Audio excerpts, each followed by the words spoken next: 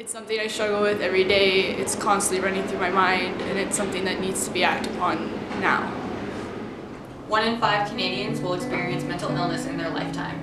Schizophrenia affects 1% of the Canadian population. 1 in 4 Canadians suffer from anxiety. 47,000 Canadian deaths are linked to substance abuse annually. 5.4% of Canadians struggling with mental health suffer from bipolar disorder.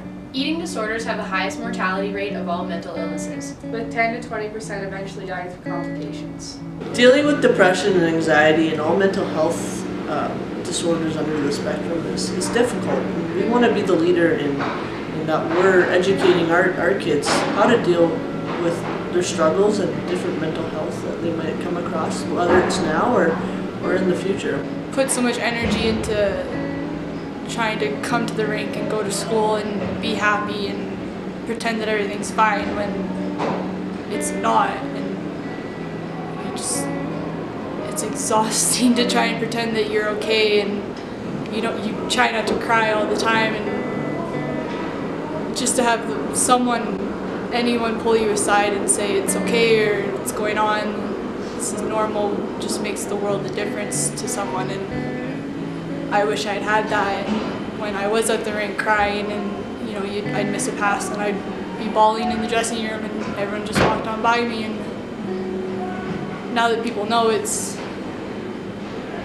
the culture's changed and it's continuing to change, and people now come over, because that's the hardest part, is when you are alone, because that's when the fear sets in and the anxiety sets in and things start to go. Chris is the type of person that gives all and takes nothing and doesn't expect anything in return. He can be a little stubborn on those kind of things sometimes.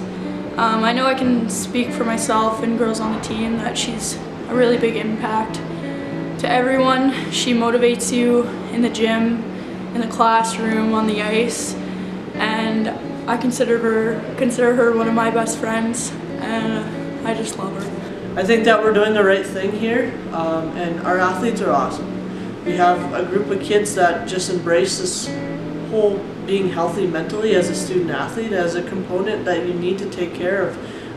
Just like on the ice, off the ice, you're working hard on and off, both in the gym or in your studies.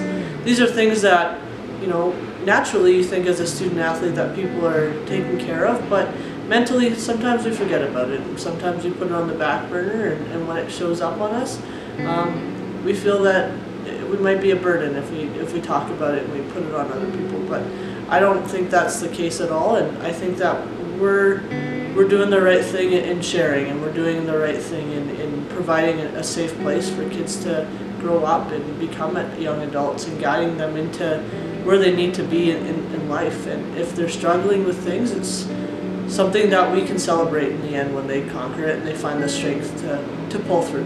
Mental illness indirectly affects all Canadians at one time. Through a family member, friend, or colleague. Staying mentally healthy is like staying physically fit. It's a continuous battle in your mind, but the rewards are always worth it. Mental health is not being able to talk about your problems while taking on everyone else's just to hide your own. So I had a friend who I played hockey with, and she could be in a room full of people and feel alone.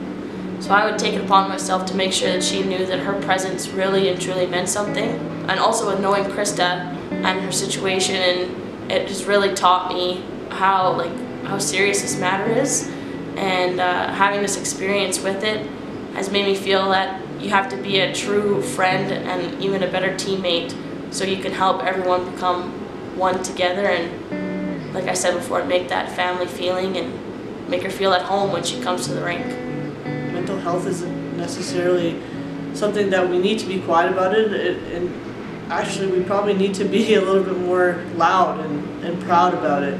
We're 25 strong. We're making sure that everyone's included and everyone knows and everyone's helping, and we're providing a safe place for these kids to grow. Suffering from mental health is not a phase. Listening is a step towards ending the stigma. Let's help end the stigma.